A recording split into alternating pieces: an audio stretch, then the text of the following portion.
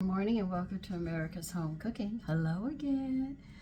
We're going to make Irish oat scones with dried cranberries today. So this is another way of making scones, and these are great for breakfast, for snacks.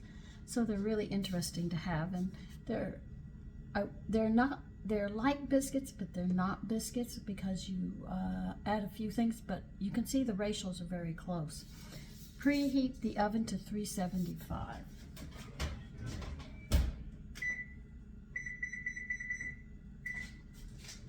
You're going to need a food processor. I have mine right here. And into this we're going to add 1 cup of all-purpose flour.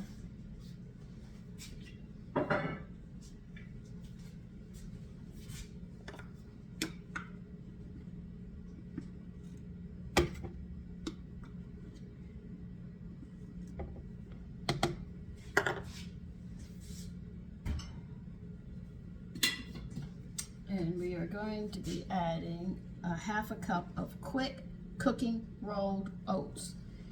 You can use quick cooking or 1-minute rolled oats. Do not use regular old-fashioned or instant because it will not work in this recipe. I never buy quick cooking. So this was a first for me. You need a 1/2 cup.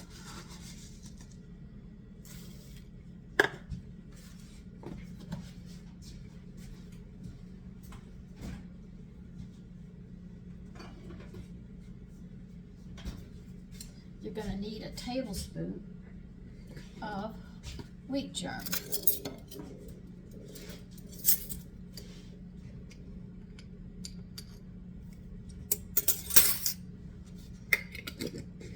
You're going to need 2 tablespoons of sugar.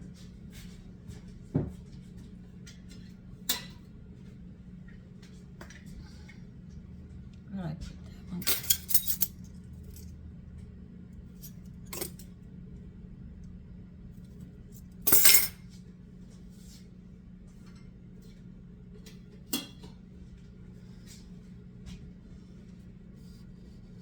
You need 2 teaspoons of baking powder.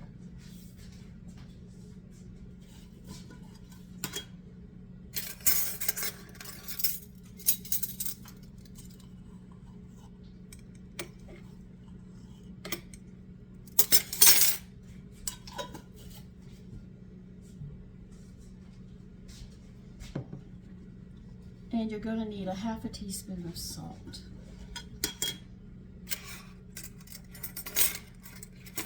I found my old bread recipe, the first one I made for my husband from James Beard, and sure enough, the instructions read, slam on the table 3 times, you know.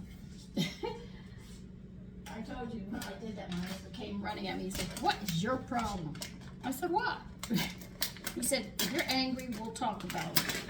And I said, "I'm not angry, it's the recipe." He said, "No recipe." I said, "This recipe says it." He read it, he said, "Oh my."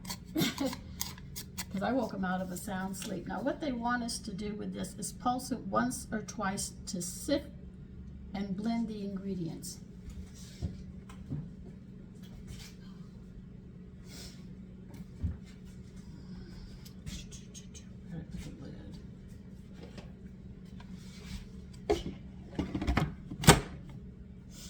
Never plug it in until you're ready to blend. Make sure the lid's on. I've seen my mother make plenty of mistakes when she's in a hurry, so I sort of warn you.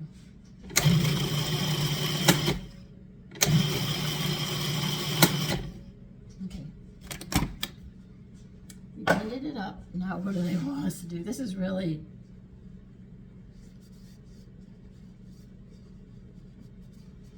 All right, now we're going to put in 4 tablespoons of unsalted butter.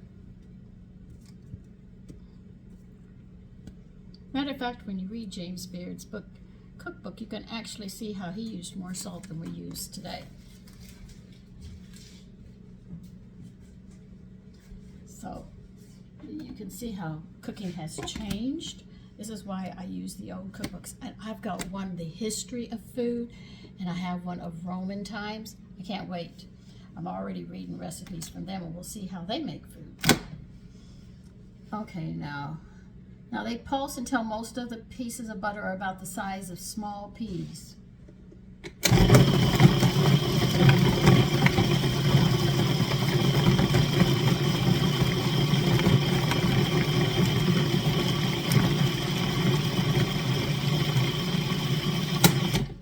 This recipe is so easy. But I take my time because I talk, and like I said, I'm 71. I can. Okay, we got those down. Now they want us to add cranberries. They want a half a cup of sweetened dried cranberries. These were on sale, so I picked these up. Because I love these. I mean, I could just sit and snack on these. But I've always liked cranberry sauce and things like that, so.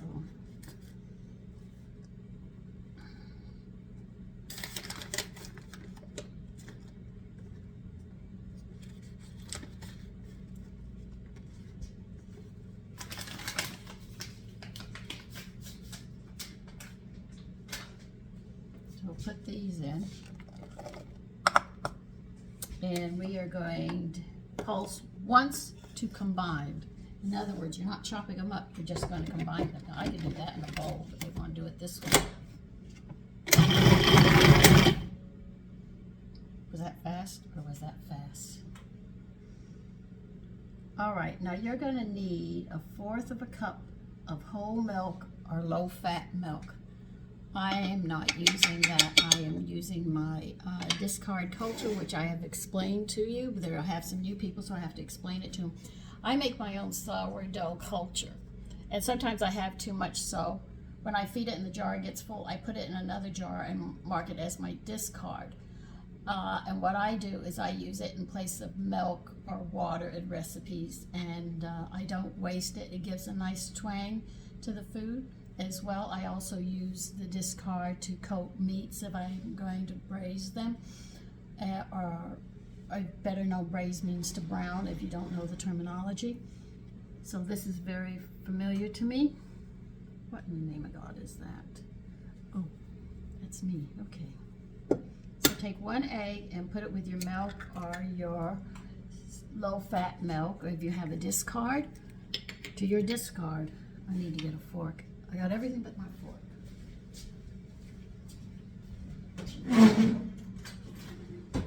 I had it out. I had my fork out. What did I do? I put it up. So you're beating the egg and milk or your discard. And now what are they doing?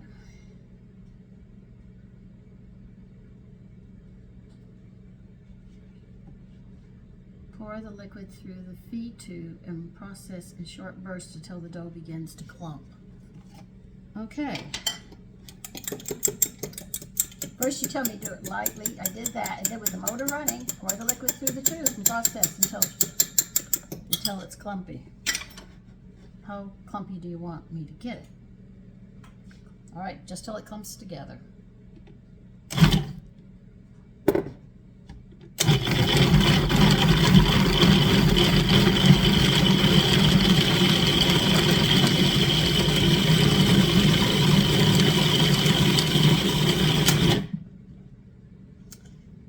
Okay. Let's see. It should clump together.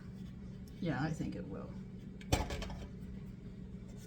Okay, that's pretty much it, except for a little bit we have left to do. Just give me a minute. I have to put stuff up. Okay, you're going to need an ungreased cookie sheet or baking sheet. And you're going to need a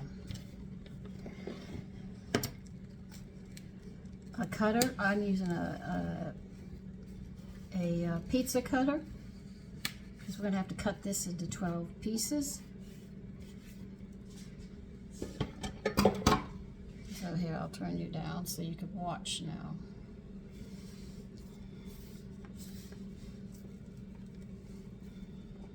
I gotta pull my sleeves up. This is not gonna work.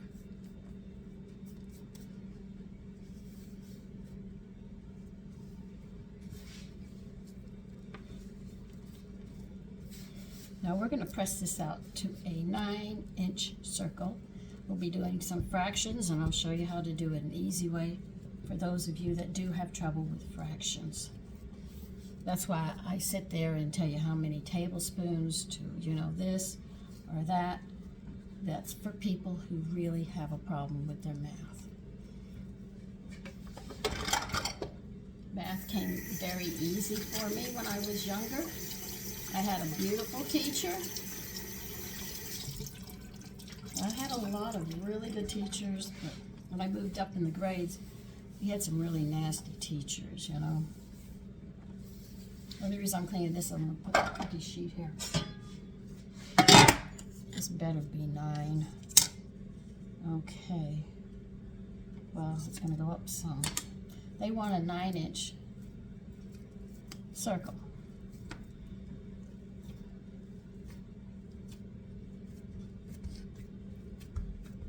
I'm not going to quite make 9 inches because this isn't big enough.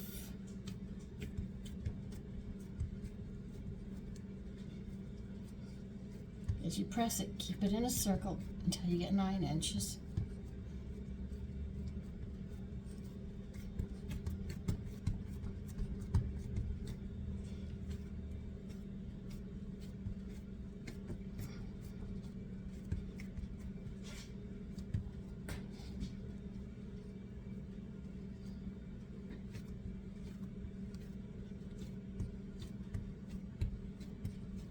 Oh, by the way, you know those, they call them energy bars that have oats and stuff in them? That's a cookie. I actually have the cookie recipe. They kicked off from that.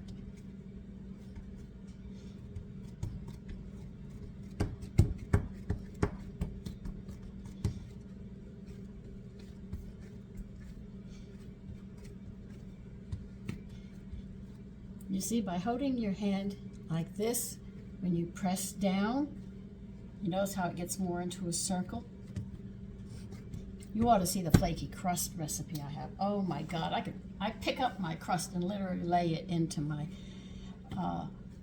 pie pan, or pie plate if you wish to call it. I was shocked.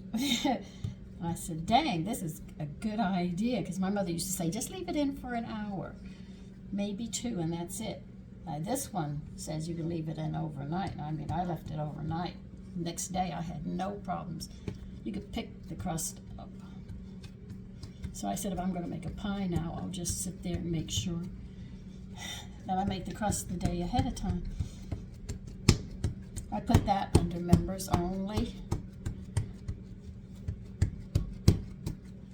There'll be some recipes that you have to pay for, but I try to keep the price down to $2.99 so you can get a lot of the information. Those are special desserts and dishes.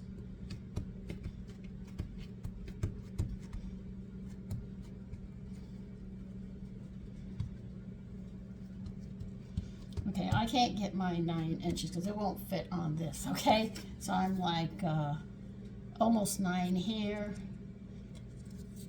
8 here, can't get it any better than that. Okay, now we're going to have to cut this into 12 pieces. Now this is specifically for people who have trouble with math. Okay, I'm going to walk you through it, do the same steps I'm doing, and you'll have 12 pieces. Okay, you have a hole here. We are going to make it 2 halves.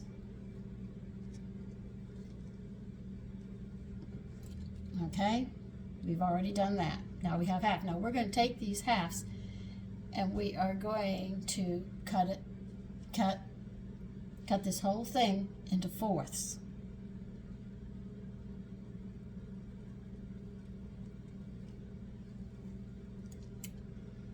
As you can see, we have 4 pieces, right?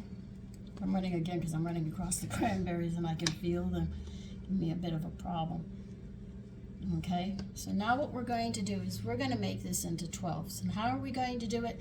We have to take each 4th and cut it into 3, because then you'll have 3, 6, 9, 12, okay? This is how you do it. Sort of divide this one up into 3 pieces, all right? Just sort of look at your eye and say, Let's see if I go here, here, here. Yeah, this is about it. Watch what I'm going to do, because I'm going to be doing this one opposite the same way, at the same time.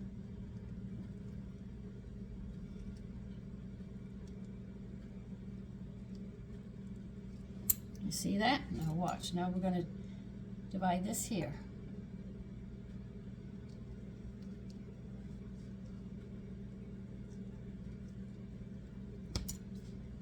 See, we made 3 pieces there and 3 pieces there. Now we're going to turn this. Now we have 2 pieces here. We're going to do the same thing. We divide this up into like thirds on this side, and we're going to walk right across over here on this side and make it a third. Cut. And then we'll do it right here.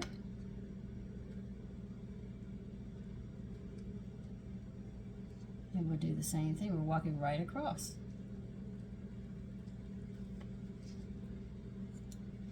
Now you have 1, 2, 3, 4, 5, 6, 7, 8, 9, 10, 11, 12.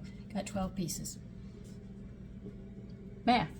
For those of you that do have trouble with math. Let's see what else I have to do with it.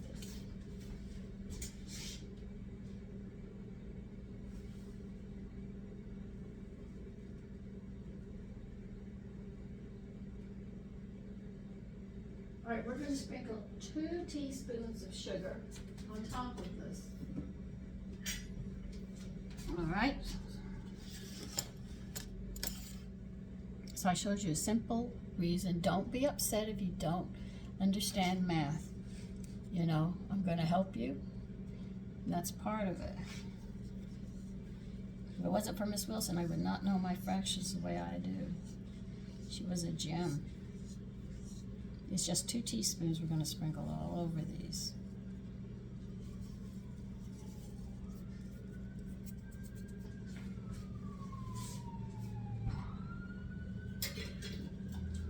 Now, if your oven is set at 375 and up there, we're going to put these in the oven now.